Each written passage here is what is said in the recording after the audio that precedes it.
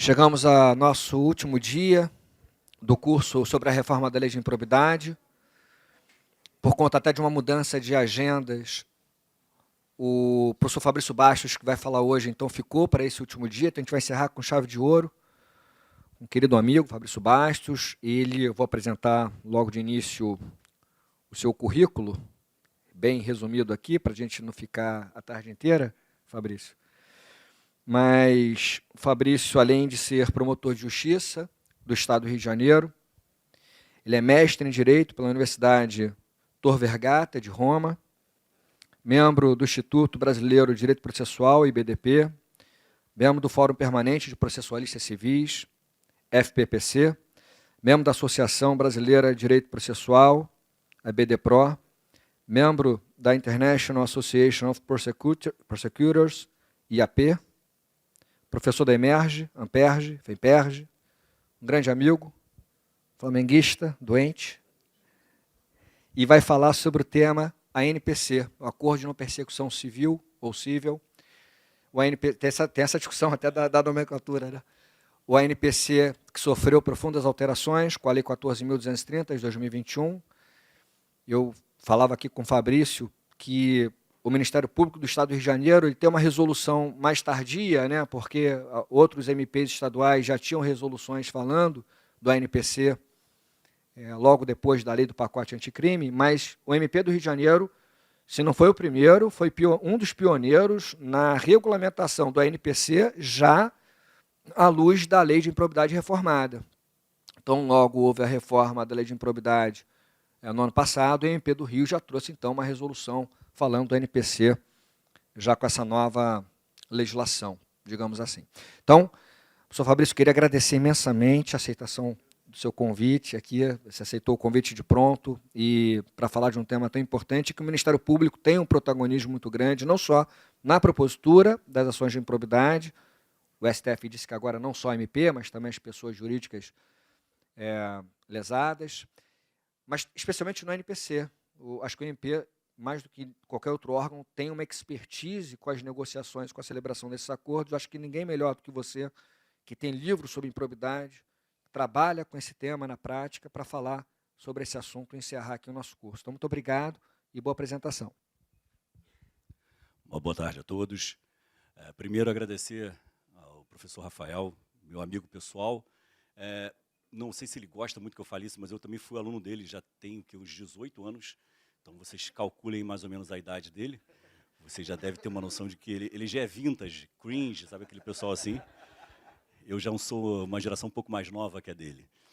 Bom, qualquer convite que o Rafael me fizer, eu vou aceitar de pronto. Até falei com ele assim que ele me mandou a mensagem, eu falei, cara, Rafa, com você eu vou até a inauguração de farmácia com aquelas bandinhas, com saxofone e tudo, tô dentro. Ainda mais cara da palestra para o pessoal aqui da PGM, que para mim é uma honra.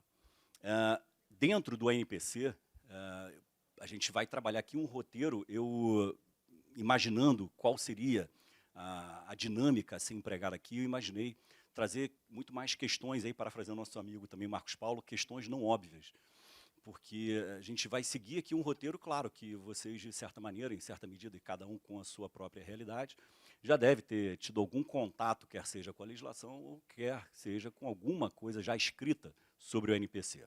Então, a gente vai passar ao largo das questões mais básicas para a gente trazer questões aí mais portentosas. Eu aprendi essa palavra agora, tá? Por isso que eu estava esperando um momento para usar essa palavra. E o que a gente vai trabalhar aqui logo de início? Primeiro, qual vai ser a repercussão dessa decisão do Supremo Tribunal Federal, que acertadamente reconheceu a inconstitucionalidade da legitimação exclusiva do Ministério Público. O Supremo, ao decidir isso, ele repristinou a regra anterior, a legitimidade anterior, que era extraordinária, concorrente e disjuntiva, entre a pessoa jurídica interessada e o Ministério Público. Pois bem, a partir daí, qual é o debate que vai surgir com a NPC? Essa decisão vai repercutir diretamente na legitimidade para a celebração da NPC? Para mim, me parece uma questão até simples de resolver. Eu não vejo como manter a exclusividade para o exercício judicial da pretensão, ou melhor, retirar a exclusividade do exercício judicial da pretensão e criar uma exclusividade para o acordo para o não exercício dessa pretensão. me pareceria uma incoerência absurda. Então, em minha opinião, essa legitimidade extraordinária concorrente disjuntiva também permanece para o ANPC. Então, essa é uma questão simples, mas que gera alguns problemas para a gente encarar aqui. A bem da verdade, toda vez que a gente enfrenta a questão relacionada à legitimação disjuntiva, sempre vai ter um problema. Qual o problema? Segurança jurídica. O que fazer quando um legitimado atua em um sentido e outro legitimado atua em sentido diverso? Como compatibilizar eventuais atuações díspares entre esses legitimados? A saber, imagine que os senhores celebrem aí uma ANPC Saúde pela PGM e o Ministério Público não tem ciência sequer da existência dessa negociabilidade e promove a ação por improbidade administrativa. Já vai surgir o seguinte problema. Haverá como sustentar que o Ministério Público não possui mais interesse processual no manejo dessa ação por improbidade, considerando a informação que está na esfera da negociabilidade do INPC? Ou, em outro sentido, se o Ministério Público propuser uma ação por improbidade com viés não só sancionatório, como também reparatório, e aí buscando a reversão dos bens, ressarcimento do erário, e existe uma ANPC sobre o mesmo fato, poderia sustentar que o ANPC seria um pressuposto processual negativo para que o outro legitimado possa manejar a ação por improbidade? Então essa é uma questão que a gente tem que debater para a gente poder buscar uma solução. A doutrina ainda não trabalha esse tema, mas trabalha um tema correlato, que é o tema relacionado ao TAC. E dentro desse tema do TAC, porque a legitimidade na ACP ela é concorrente disjuntiva, qual é a tese que vem predominando? E eu acho que essa deve ser a tese a ser aplicada aqui na certa IPC em princípio, vai existir ausência de interesse de agir. Porque na medida em que já existe em favor da coletividade, se vocês quiserem manter, o processo por improbidade no microsistema da tutela coletiva, que até essa polêmica ainda existe, se você vai manter o processo por improbidade no âmbito do microsistema, ou se você vai transpor o processo por improbidade só para a seara do direito sancionador e afirmar que não se trata mais de um processo punitivo, mas unicamente de um processo punitivo não penal. Então essa discussão está posta, mas vamos lá. A discussão que a gente vai trazer do TAC para o NPC em princípio, vai haver ausência de interesse processual. Justificativa. Já existe em favor da coletividade um título executivo extrajudicial. Não haverá necessidade de se buscar uma fase de conhecimento que, em última análise, é uma fase de certificação do direito. Porque se já existe o título executivo, qual é a finalidade de você buscar uma fase para certificar esse direito? Eu até concordo com a premissa dessa tese que vem predominando. Contudo, eu faço uma ponderação. Só vai fazer sentido essa tese da ausência de interesse processual se houver uma exata identidade entre a pretensão deduzida pelo legitimado em juízo, ou seja, aquele que promoveu a ação por improbidade, e o objeto do ANPC. Se houver essa exata identidade, eu vou concordar, não há interesse processual. Mas se não houver uma exata identidade, e aí você fala, Fabrício, bom, se não tem exata identidade, é óbvio que vai ter interesse processual. Nem tudo é tão óbvio assim.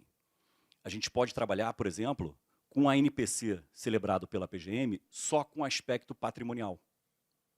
E a PGM assumindo a obrigação de não exercer judicialmente a pretensão sancionatória. E o Ministério Público, com base nos mesmos fatos, promove a ação por improbidade, buscando só a sanção. Veja, aqui a questão já começa a ganhar um contorno diferente. Será que eu posso trabalhar com essa ideia do Ministério Público, mesmo já existindo um acordo de não persecução civil só para a seara patrimonial, o Ministério Público ainda assim buscar em juízo a pretensão meramente sancionatória?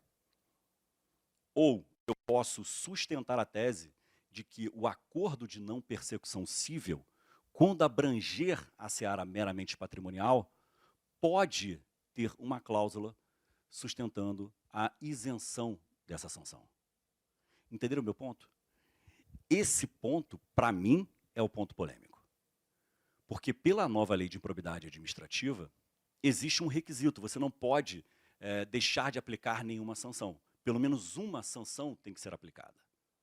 Mas e se o debate for sobre qual a sanção a ser aplicada? Até porque, a gente vai ver mais ao final da minha apresentação, já existe, inclusive, polêmica sobre qual a sanção que pode ser inserida no ANPC. Ou melhor, quais as sanções que podem ser inseridas no ANPC. Então, percebam que essa questão da legitimidade disjuntiva, ela, em primeira análise, ela parece ser muito simples de você resolver. Mas existe uma complexidade que a prática vai nos apresentar, que é justamente essa concomitância entre a ação por improbidade e o ANPC. Mormente, quando um dos legitimados assume a obrigação de não exercer judicialmente a pretensão. E aí percebam, mais um dado relevante. A PGM celebrou esse ANPC. O Ministério Público promoveu a ação por improbidade com viés meramente sancionatório. Nos informa o 17, parágrafo 14 da Lei de Improbidade. A pessoa jurídica interessada, ela tem que ser intimada, ela tem que ser integrada ao contraditório. E aí vos indago. Com essa decisão do Supremo Tribunal Federal, repristinando a legitimidade ativa da pessoa jurídica interessada, houve a repristinação também da chamada intervenção móvel ou multifacetária da pessoa jurídica? Porque perceba só a ideia. A partir do momento que eu reconheço que a pessoa jurídica tem legitimidade ativa, eu passo a ter qual situação decorrente do 17, parágrafo 14?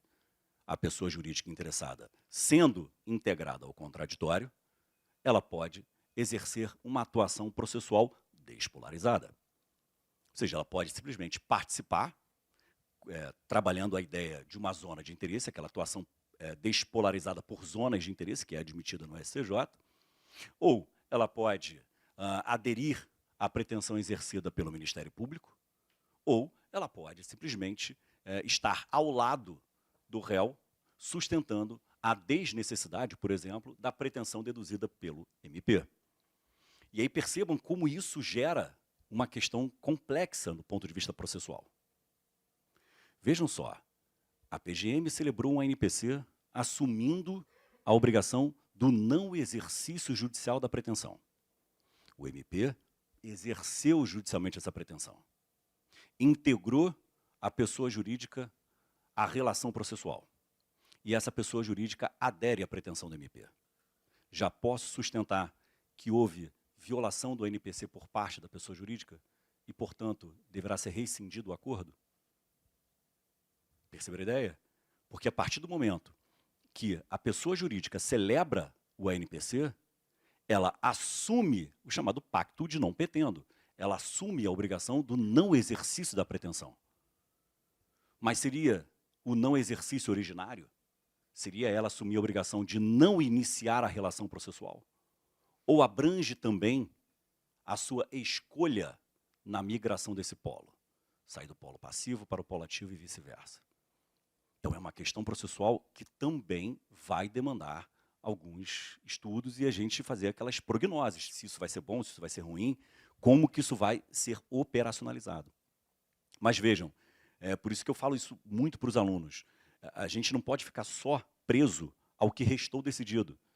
A gente tem que fazer um exercício de algumas prognoses. O que vai acontecer a partir dessa decisão? Eu sempre brinco, ler a decisão significa que você foi alfabetizado. Problema nenhum, zero. Agora, a partir daqui, o que pode surgir?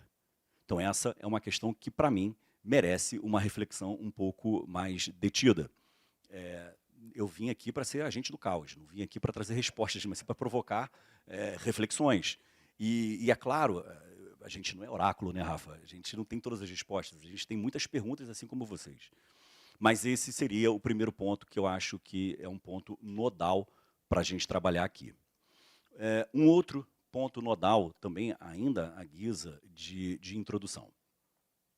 O ANPC, ele pode ser utilizado pela pessoa jurídica interessada para outras matérias fora da improbidade administrativa? Ou o ANPC ele fica preso só à seara da improbidade? E aí, desenvolvendo um pouco melhor essa pergunta, o acordo de não persecução civil abrange a não persecução disciplinar? Porque olha o raciocínio que eu quero que vocês trabalhem comigo. A PGM, por exemplo, que descobre que um determinado agente público praticou um determinado ato que geraria um processo administrativo disciplinar e que pode também gerar a qualificação jurídica como improbidade administrativa. Poder-se-ia instaurar 2 procedimentos, um para o processo administrativo disciplinar e outro para avaliar a improbidade administrativa? Ou essas searas, elas são, digamos, elas não podem ser concomitantes em relação ao bis in idem? Qual é o meu ponto aqui? Em alguns entes da federação, e inclusive até alguns ministérios públicos, que não são entes federativos, mas alguns ministérios públicos já regulamentaram, o chamado acordo de não persecução disciplinar, que, fazendo o cotejo, é a mesma ideia base do acordo de não persecução civil. Qual é a ideia? A instauração de um processo administrativo disciplinar em desfavor de um determinado agente público e, ao invés de aplicar a sanção, lembrando que no processo administrativo você pode aplicar diretamente a sanção, ao invés de aplicar a sanção, há a celebração de um acordo para a não aplicação da sanção, desde que esse agente assuma algumas obrigações. O que eu quero trabalhar com vocês aqui? Se, porventura, a pessoa jurídica interessada celebrar esse acordo de não persecução disciplinar, de alguma maneira deverá ser realizada uma interface com o acordo de não persecução civil, seja para diminuir a incidência de algumas sanções, seja para excluir algumas sanções, ou são searas díspares que não se relacionam. Essa é uma questão que eu também acho interessante, porque, veja, e eu concordo com a posição do Rafa, eu penso que, ao contrário do que muita gente sustenta, improbidade não é tudo que a gente vê. Tem que ser uma ilicitude qualificada. Não pode ser uma mera irregularidade, uma mera ilicitude. Não é isso, não é para isso que serve o diploma da improbidade administrativa. Mas pode acontecer de, mesmo existindo a improbidade administrativa, mesmo que você qualifique juridicamente como improbidade um determinado ato, pode ser que exista um resíduo de falta disciplinar. Então, em minha opinião, o acordo de não persecução disciplinar, ele pode influenciar a formação do convencimento para o acordo de não persecução civil, mas não vai prejudicá-lo. Porque se nos ativermos lá ao artigo 17b, dentre os requisitos que o legislador apresenta para a celebração do ANPC, eu destaco para vocês a personalidade do agente. Claro que a gente pode ali fazer o cotejo com o artigo 59 do Código Penal para trazer uma diretriz. Mas eu posso usar também a seguinte ideia, olha, ele respondeu aqui por um processo administrativo disciplinar e essa postura dele, uma postura colaborativa, pode ser uma influência para o ANPC. Olha, a personalidade dele, colaborativa, me convenceu que eu posso valer-me do ANPC. Então, essa é uma discussão interessante também. E respondendo à primeira pergunta, não sei, eu não sei a opinião do Rafa, mas, para mim, o ANPC fica preso só à seara da improbidade. Se você quiser celebrar um outro tipo de acordo, mesmo que seja para assumir a obrigação de que não vai exercer judicialmente a pretensão, você pode valer-se do TAC ou do acordo de leniência conforme a seara. Mas, para mim, na seara da improbidade administrativa, fica só o ANPC. Outro ponto, que aí eu já vou avançando um pouco mais nas discussões, vão surgindo ao longo do tempo, e o Rafa aqui falou, e eu sou promotor de tutela coletiva do patrimônio público, E, então, assim, já vão surgindo questões interessantes para a gente trabalhar. Uma delas, a lei é omissa sobre esse ponto. Deve ser exigida do agente público confissão para fins de celebração da NPC? O caso concreto que chegou para mim foi o seguinte. O investigado, eu falei que ele tinha que constituir uma defesa técnica, ele o fez, e o advogado propôs a seguinte ideia para mim. Ele reconhece que praticou o ato, mas ele não concorda com a qualificação de improbidade administrativa. Passa a bola para vocês. Nessa situação, haverá empecilho para a celebração da NPC?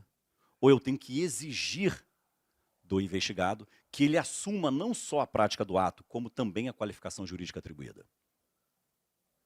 Essa também é uma discussão interessante. Minha opinião, não muda nada se ele reconhece só o fato ou se ele reconhece a qualificação jurídica. Por que que não muda nada? Porque a partir do momento que eu já estou convencido que não vou exercer judicialmente a pretensão, eu não preciso mais trabalhar o convencimento de que houve um ato de improbidade.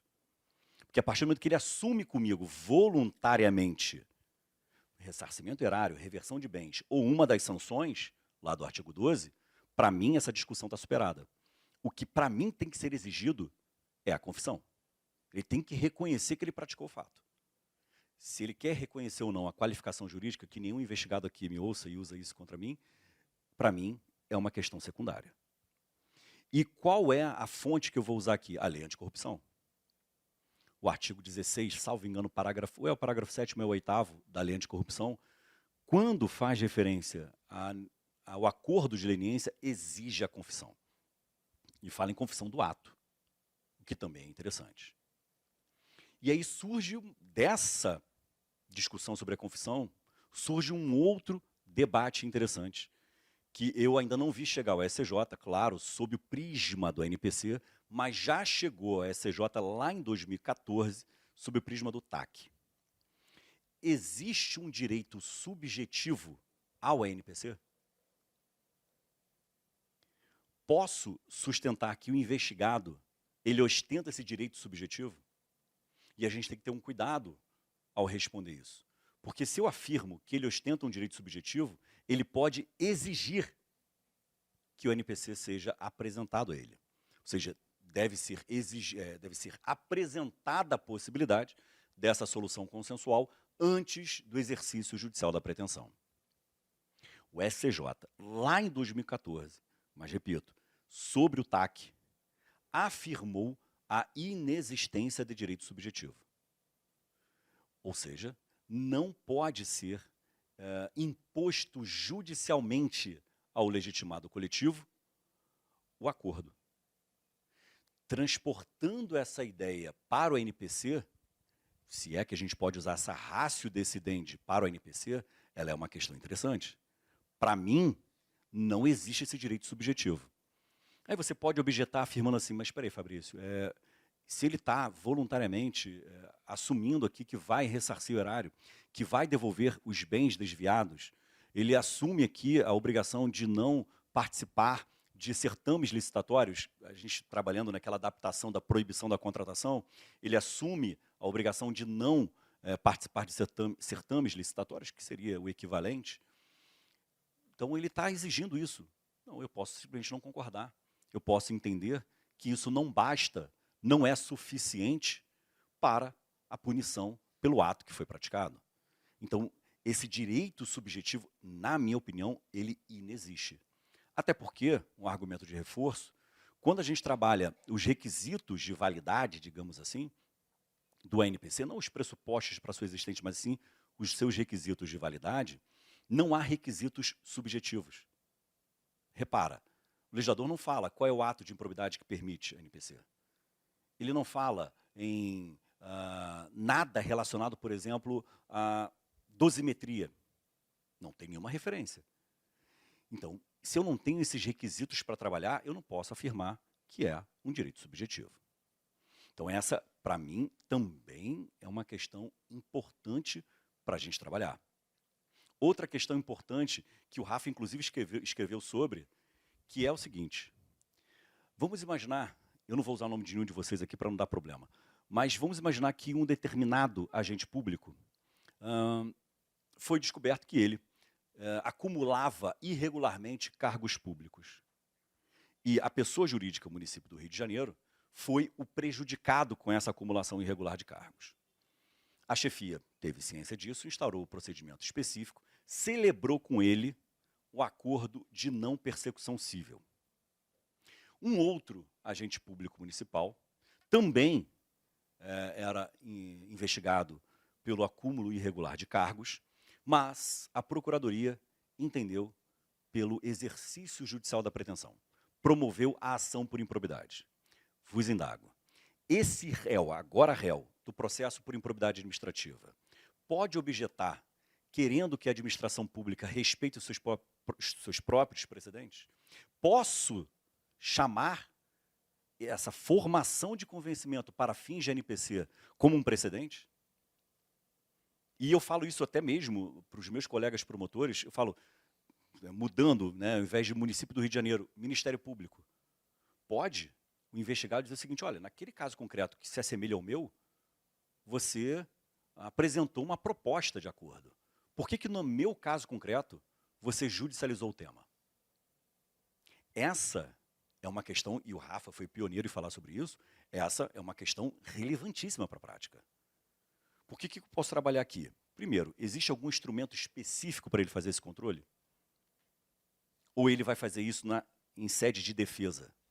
Ele vai objetar dizendo o seguinte, olha, considerando lá o artigo 3º, parágrafo 2º do Código de Processo Civil, lembrando que, a despeito de ser um processo punitivo não penal, aplicar-se-á o procedimento comum do CPC, na ação por improbidade. Ele chega lá e afirma o seguinte, olha, o artigo 3º, parágrafo 2º do CPC, que traz lá a ideia da justiça multiportas, se aplica ao município, se aplica ao ente federativo. Por que o ente federativo valeu-se de um acordo em um caso semelhante ao meu e não o fez aqui? E não existe na inicial nenhuma justificativa indicando por que não houve a propositura do ANPC. Essa, para mim, é uma discussão parrudíssima. Caberia, por exemplo, um recurso administrativo para ele levar à autoridade superior a decisão sobre a aplicação daquele precedente, digamos, se é que a gente pode chamar isso de precedente, né? Aí é uma outra discussão, se é que pode ser chamado de precedente, mas vamos lá. Posso discutir esse tema? Esse tema, para mim, é um tema que me é muito caro, porque eu também escrevi sobre isso, sob o prisma do Ministério Público, e, para mim, o investigado tem, sim, o direito de questionar a ratio decidente anterior.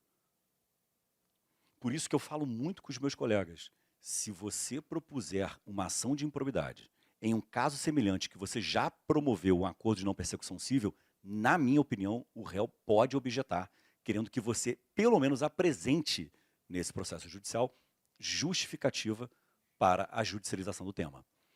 Tanto que eu, hoje, tenho tanto cuidado com isso, que eu não promovo a ação por improbidade sem antes propor o NPC. Porque eu já estou criando a cultura de evitar a judicialização, mas eu falo isso na minha promotoria, no microcosmos que eu vivo. Eu já criei essa cultura. Tanto que tem lá um capítulo da minha inicial, já dizendo justificativa para a judicialização do tema. Foi apresentado o NPC com esses termos, não foi aceita a proposta e, por isso, a questão foi judicializada. E já no procedimento, lá na fase de conclusão do inquérito civil, eu também já indico por que aquele caso comporta NPC e por que o outro caso não comporta NPC. E, é claro, os meus colegas não gostam quando eu sustento isso, porque isso aumenta o ônus argumentativo. Mas eu falo, isso é bom para a segurança jurídica, para todo mundo. É bom para o investigado, é bom para o jurisdicionado, que ele já sabe, olha, mais ou menos como que é o entendimento daquele ente, e principalmente para você se proteger de eventual questionamento sob o prisma do abuso de autoridade. Por que você está demandando um e não demandou outro? Então, justifique. É muito simples. Dá mais trabalho? Sem dúvida, mas dá mais segurança. Então, é uma questão que eu acho relevante para a gente trabalhar também sob o prisma do ANPC. Outra questão que também é relevante do ponto de vista do ANPC. Há a necessidade do procurador do município submeter a homologação para algum órgão superior, traçando por analogia o 17b, parágrafo 1º, inciso 2 da Lei de Improbidade? Porque percebam, se for o Ministério Público o proponente do ANPC, nem sei se posso usar esse termo, ele tem que ouvir o ente lesado, tem que ouvir a pessoa jurídica interessada, não é propriamente uma aquiescência, mas é uma oitiva, tem que participar, e depois ele vai ter que submeter a homologação pelo órgão colegiado superior, no âmbito do MP estadual é o Conselho Superior do MP, que tem 60 dias para fazê-lo, e a posteriori submeter a homologação judicial e também, a depender do caso concreto, a depender da obrigação íncita no ANPC, ele também tem que ouvir o Tribunal de Contas. Qual é a minha proposta para vocês, à guisa de reflexão? Eu posso valer-me do 17b, parágrafo 1º, inciso 2, que afirma que o membro do MP tem que submeter a homologação por um órgão colegiado superior. Posso trazer essa ideia para a pessoa jurídica interessada? Será que a pessoa jurídica interessada vai precisar da homologação, da ratificação por algum órgão superior?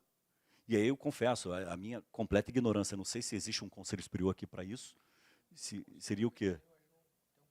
O conselho da PGM não tem essa atribuição.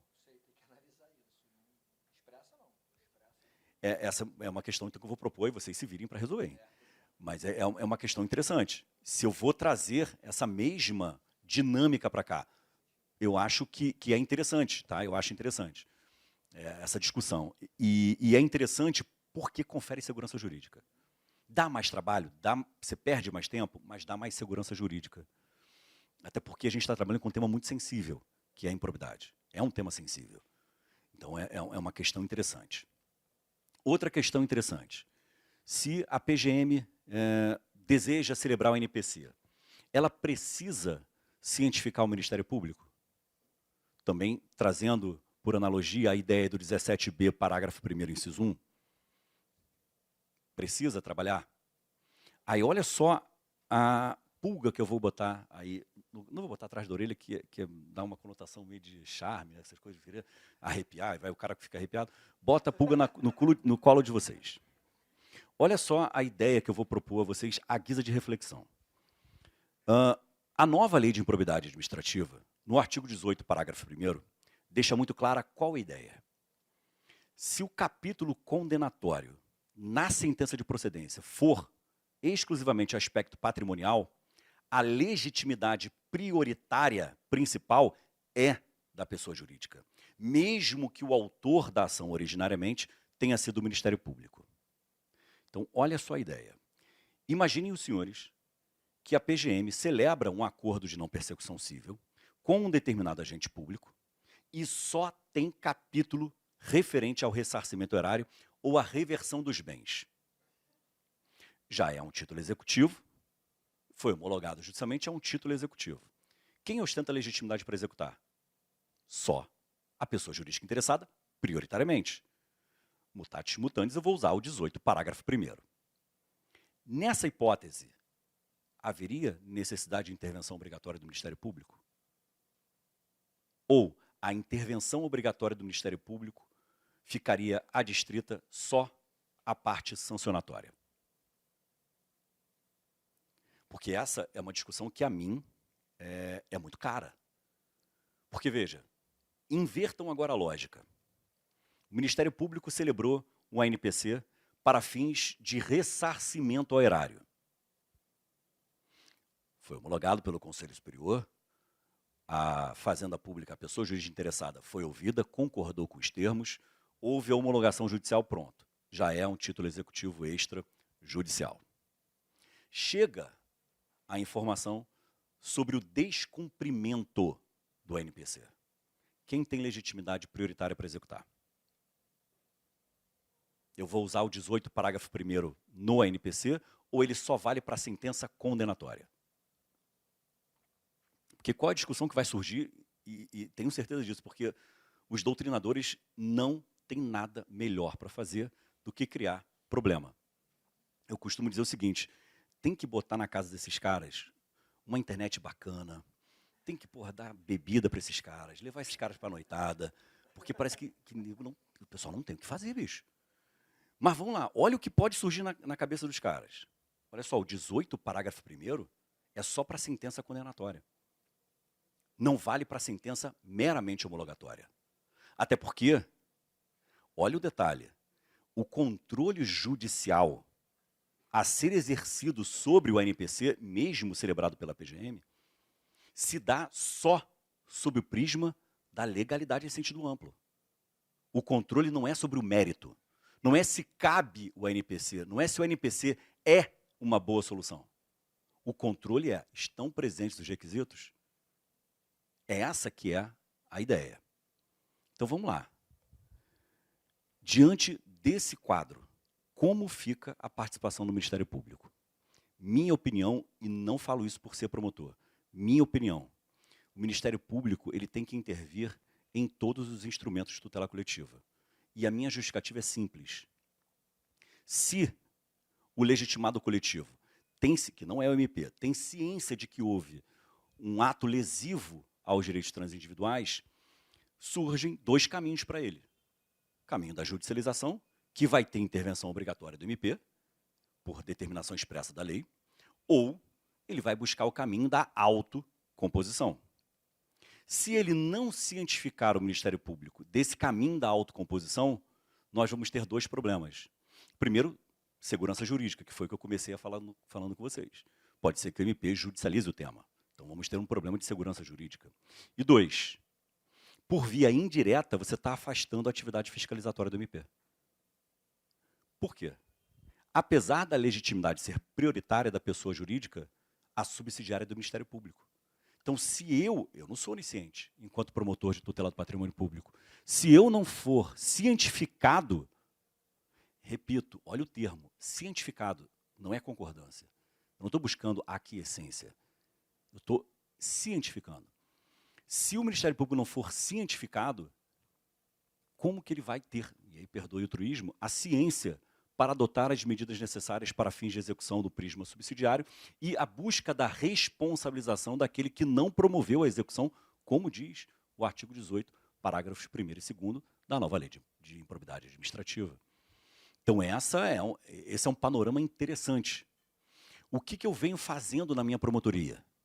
Os ANPCs, isso, claro, pós a nova lei de improbidade, nos ANPCs, nos quais exclusivamente a obrigação é de ressarcimento erário, eu arquivo o inquérito civil e mando peças para a PGM respectiva dizendo o seguinte, olha, como você vai receber as parcelas desse ressarcimento, é seu ônus agora fiscalizar. Porque a legitimidade para executar qualquer questão envolvendo ressarcimento erário é sua. Eu estou aqui em qual controle? Eu estipulo no NPC que anualmente aquele que celebra comigo a NPC tem que apresentar os comprovantes. Então, de toda forma, eu vou ter ciência de que houve ou não o cumprimento. Mas você tem a prioridade para executar. Então, essa bola é sua. Essa é, para mim, uma questão interessante. Mas por que eu faço isso? Porque antes eu fiz uma reunião, eu trabalho com 3 municípios diferentes, Macaé, Quissamã e Carapebus. Então, eu sentei com os 3 procuradores gerais e estabeleci esse fluxo de informações para facilitar o nosso dia a dia. E aí, já surgem algumas polêmicas. Primeira delas, e aí eu também é ignorância minha, Rafa, eu não sei se o município do Rio tem alguma lei, alguma legislação, alguma norma estabelecendo prazo máximo de parcelamento de dívidas não tributárias. Não sei. Mas nos meus municípios, todos eles têm leis municipais estabelecendo um prazo de parcelamento de dívidas não tributárias, que é o caso do ressarcimento, em até 60 meses. Só que a lei fala 48 parcelas. A lei de probidade fala 48 parcelas. Aí olha a questão que eu tive que avaliar na minha atuação profissional. Posso celebrar um ANPC por mais de 48 parcelas, considerando que o ente lesado tem norma específica autorizando parcelamento por mais de 48 vezes? Essa é uma discussão interessante. Eu não tenho a resposta. O que eu fiz? Olha, vocês aceitam mais de 48? Se eles aceitarem mais de 48, tranquilo, eu vou passar a bola para o Conselho Superior e para o juiz. Eu, Fabrício, promotor, não vejo problema. Porque se o ente lesado que vai receber aceita, eu não vejo nenhuma razão para ser vedado. Ah, Fabrício, mas espera aí, a lei fala em 48. Sim, é uma diretriz para aquelas omissões.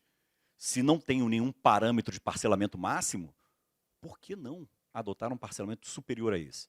Mormente, considerando que em sede de execução, que em última análise é o que vai acontecer pós a NPC, se lá a gente trabalha com o princípio da menor onerosidade, se a gente trabalha com a possibilidade do exequente / credor conceder prazo maior do que a lei concede de parcelamento.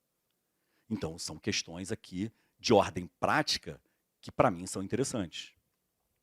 Uma outra questão que já surgiu para mim, e foi no NPC. Um determinado investigado, ele foi processado criminalmente, e eu propus a ele um ANPC, porque ele foi reconhecido como inimputável lá no processo penal. E é uma sentença absolutória imprópria. Não está baseada no artigo 386. E essa decisão transitou em julgado no tribunal. Então, em tese, traria aquele influxo do artigo 21, parágrafo 4º da nova lei de improbidade, que diz o seguinte: a absolvição, por qualquer que seja o fundamento, proferida por um órgão colegiado, vai impedir a ação por improbidade. Seja a ação que ainda não foi proposta e, obviamente, as ações que estiverem em curso. Qual foi a questão posta à minha análise? Essa inimputabilidade reconhecida lá na seara penal afasta a imputabilidade na seara da improbidade? Trabalhando com essa interface entre a seara penal e a seara da improbidade?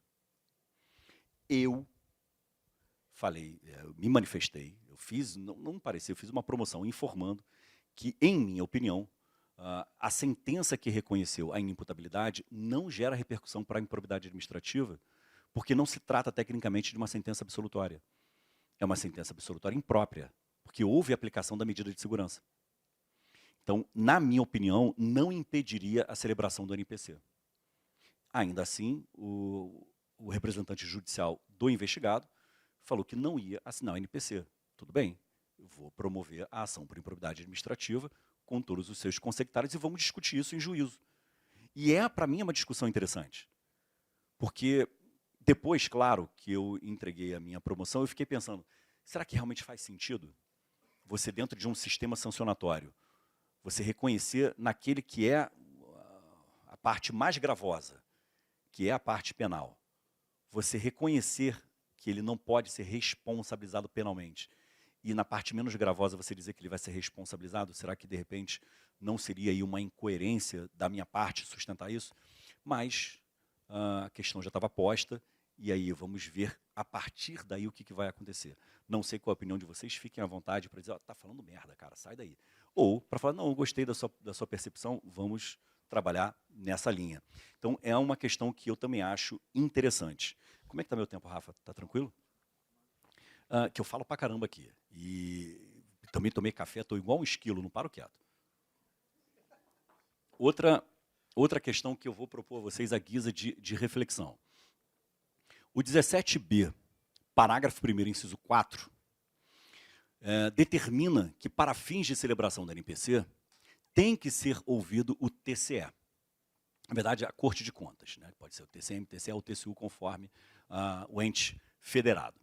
Mas tem que ser ouvida a Corte de Contas, que terá um prazo, salvo engano, de 90 dias para se manifestar e trazer parâmetros para o cálculo.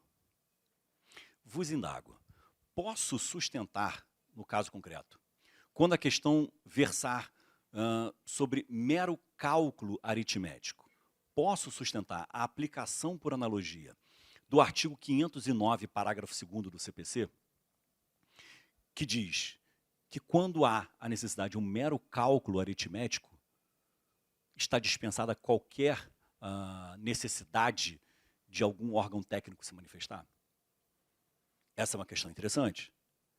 Por exemplo, vocês fazem lá o camarada acumulou irregularmente cargos aqui e olhei as datas que coincidiram com os dois vínculos e fiz uma média aqui. Olha, ele recebia tantos mil reais por mês, não compareceu em tantos dias.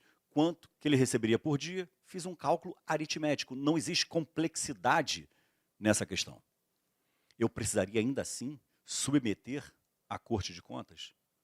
Ou já poderia afirmar o seguinte, olha, é um mero cálculo aritmético, já vou celebrar o NPC. Minha opinião, sendo um cálculo meramente aritmético, eu acho razoável você sustentar a aplicação por analogia do artigo 509, parágrafo 2º, do Código de Processo Civil. Eu acho razoável. Agora, óbvio que se você estiver trabalhando com uma ideia de sobrepreço, superfaturamento, questões mais complexas, aí faz sentido você ouvir a Corte de Contas. É claro que a gente não está trabalhando sob o prisma da qualificação jurídica atribuída ao fato. Não é isso.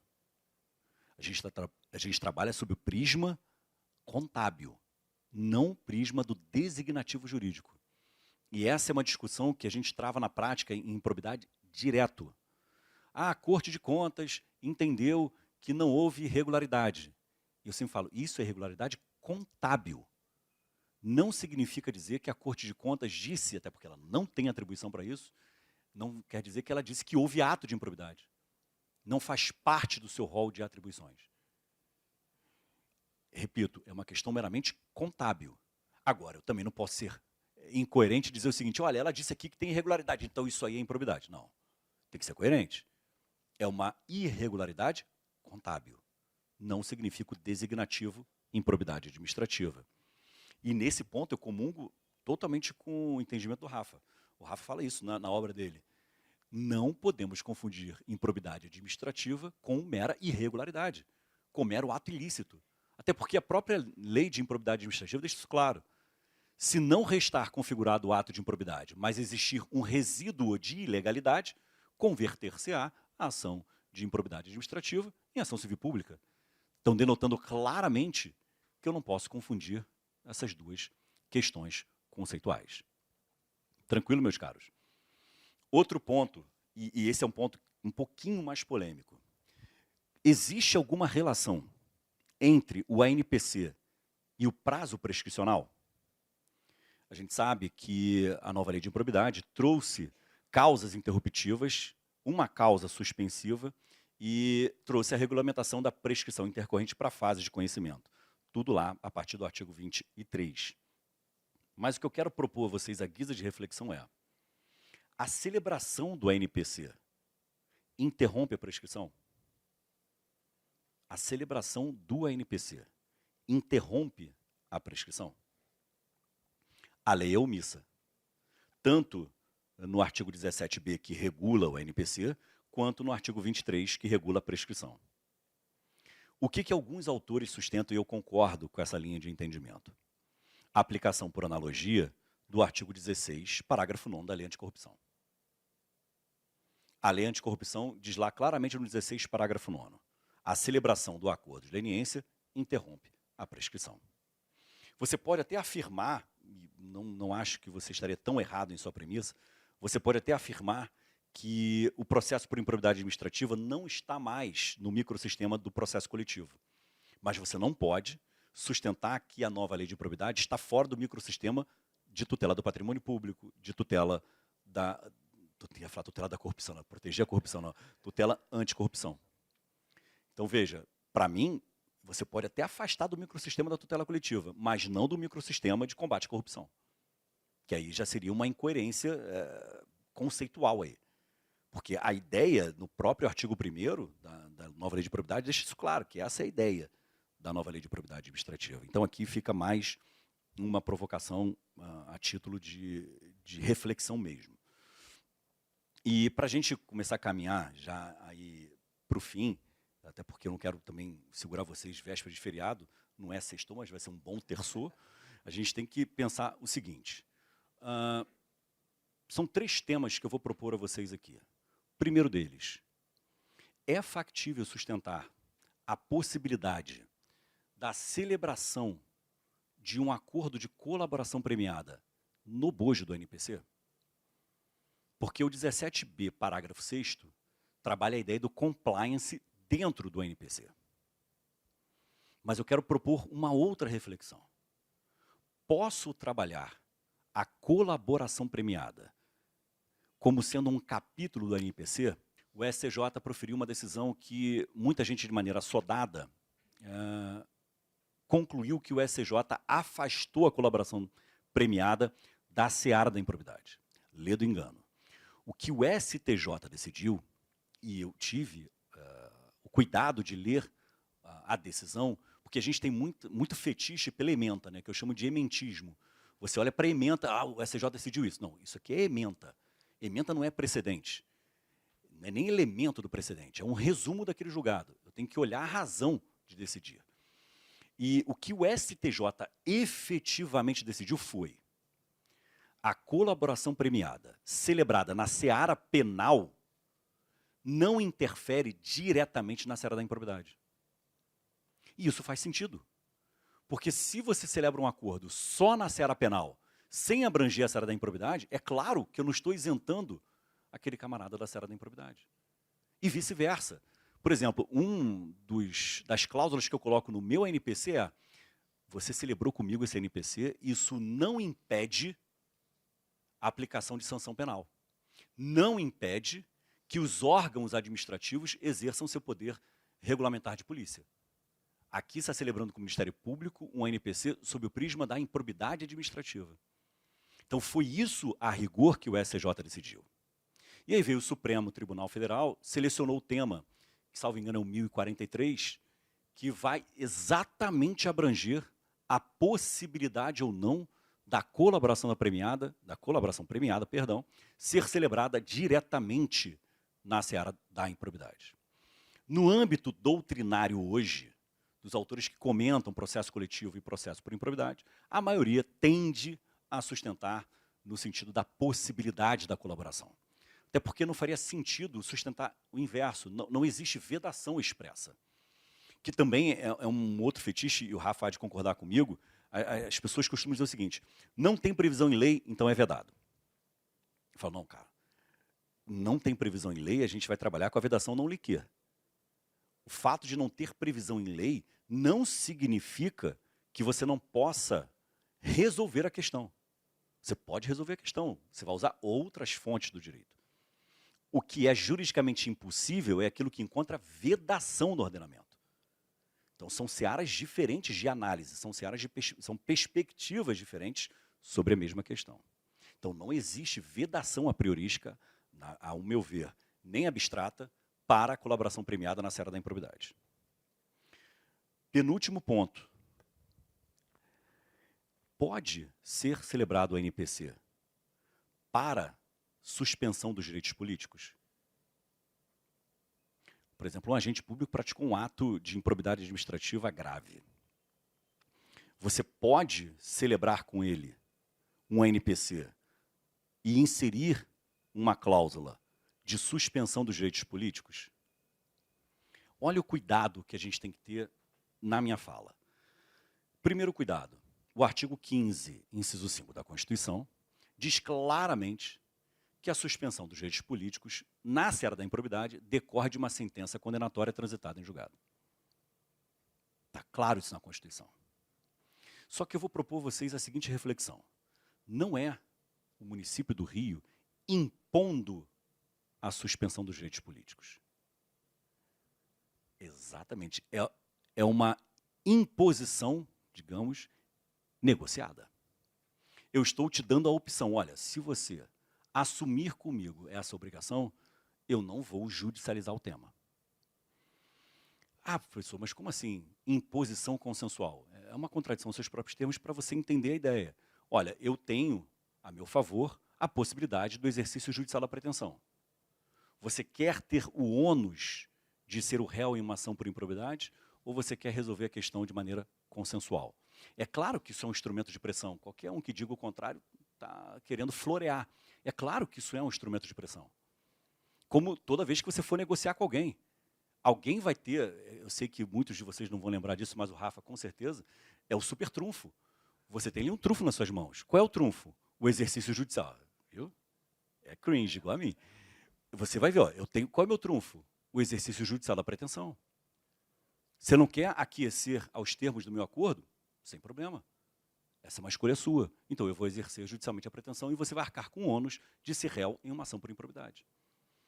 Então, qual é a minha proposta aqui para refletirmos? Você pode objetar dizendo assim, Fabrício, olha, eu acho que na esfera da consensualidade não seria possível celebrar o ANPC trazendo a suspensão dos direitos políticos, porque isso violaria um direito fundamental do investigado.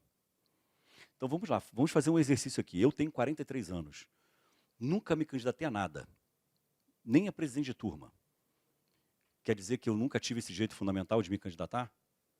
Não, eu sempre renunciei ao exercício desse direito. Então existe uma diferença entre você retirar o direito fundamental de alguém e essa pessoa voluntariamente renunciar ao exercício desse direito. Tá, beleza, mas como nós vamos operacionalizar essa obrigação, considerando que a Constituição diz que tem que ser uma sentença condenatória? Esse é o desafio. E aí, qual a reflexão que eu proponho a vocês? Não há imposição de suspensão dos direitos políticos. Eu posso trabalhar com ele, assumir uma obrigação de não fazer. Você assume comigo a obrigação de não concorrer a cargo eletivo durante esse prazo. Fabrício, que somebody love é esse? Não, não é um somebody love, a gente fez essa obrigação e ele assumiu voluntariamente. Qual foi o direito fundamental que eu violei? A gente está falando com uma pessoa maior e capaz, ladeado de uma defesa técnica.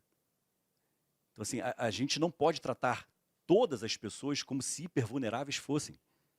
Espera aí, essa pessoa teve o consentimento informado, ela foi informada do que ela podia fazer, do que ela não podia fazer. Ela está acompanhada de uma defesa técnica, um profissional habilitado, que o Estado disse que ele está habilitado a exercer essa função. Então, não existe hipervulnerabilidade aí, pelo menos na minha visão.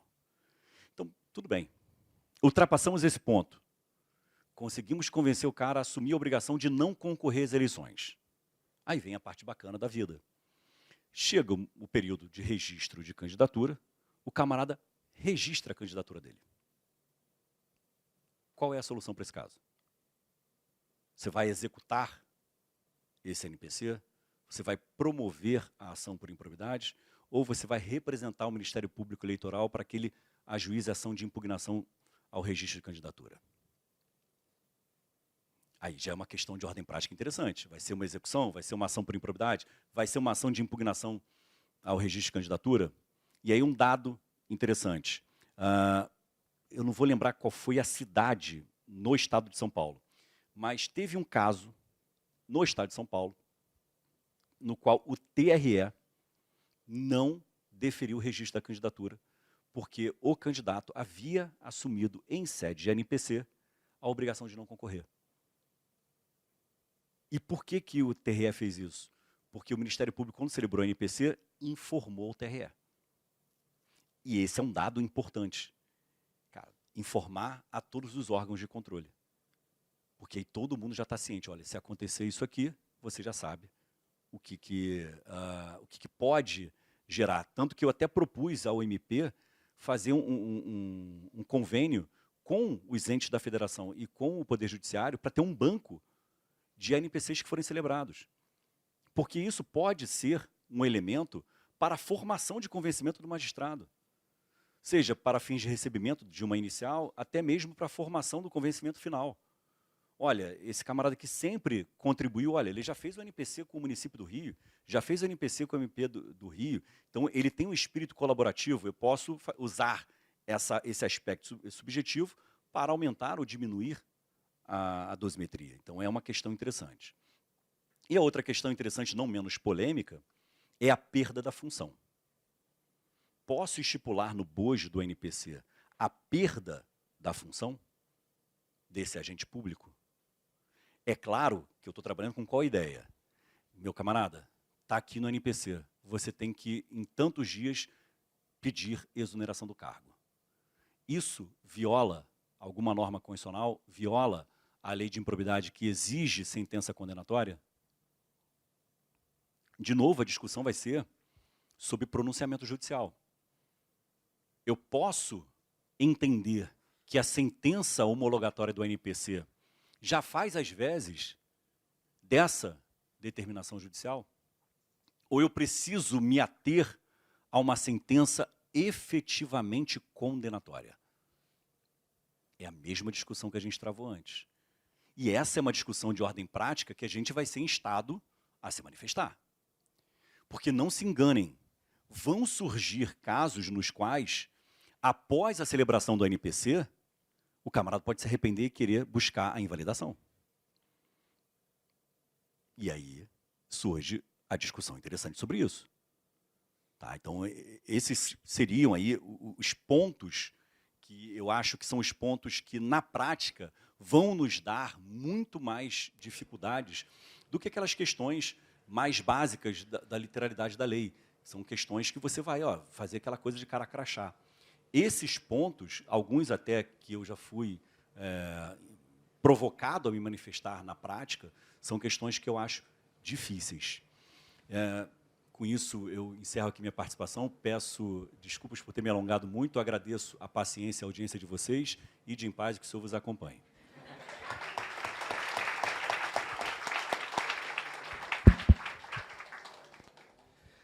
Obrigado, Fabrício. Acho que não poderia ser melhor o encerramento do curso.